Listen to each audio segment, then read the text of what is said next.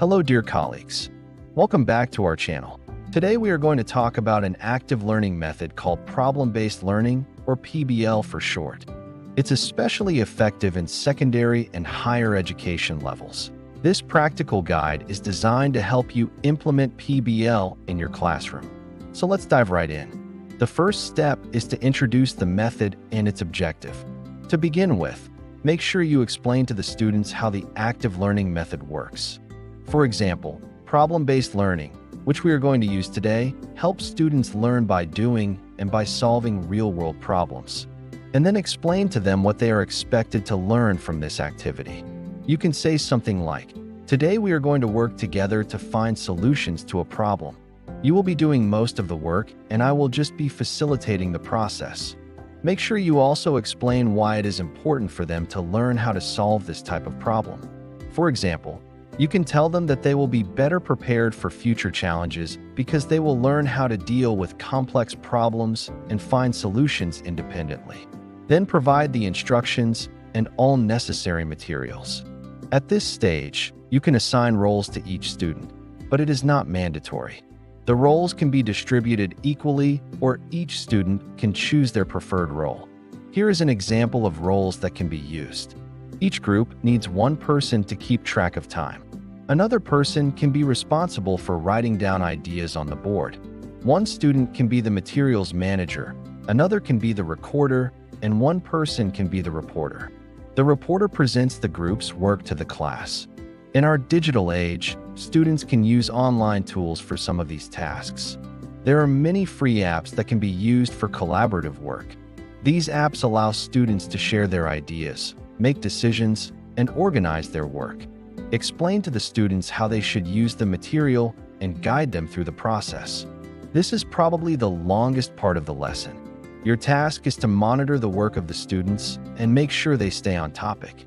If needed, ask leading questions. Don't forget to go around the classroom and observe each group. This way you can see if there are any signs of struggle and then provide assistance. Try not to give direct answers.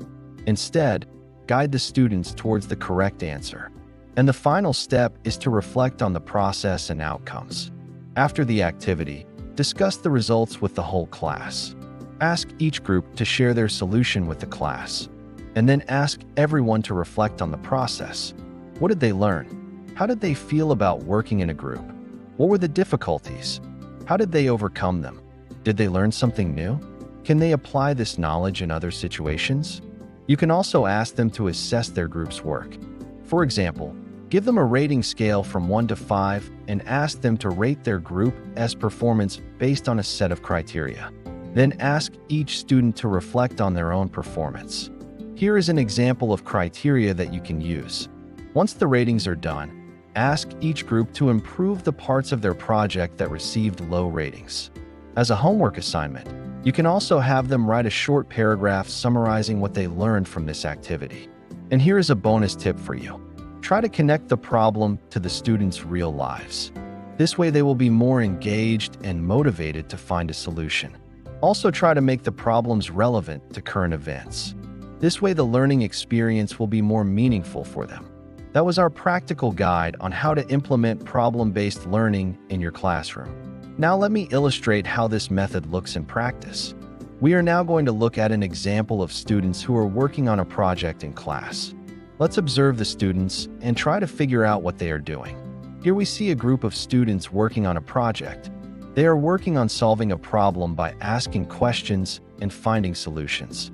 They are actively engaged in their learning and seem to be enjoying the process. One student is facilitating the group's work, while others are contributing their ideas. The atmosphere in the group is positive and they are working collaboratively. As we observe further, we notice that the students are using various strategies to solve the problem. They are discussing, debating, and negotiating different ideas. They are also using resources such as textbooks and the internet to gather information. The group seems to be respectful of each other's opinions and are able to come to a consensus. We can also see that the students are applying the knowledge they have gained in class to real-world situations. They are using their creativity and problem-solving skills to develop a solution. The teacher is facilitating the learning process and is available to assist the students when needed. As we continue to observe, we see that the students are presenting their findings to the class.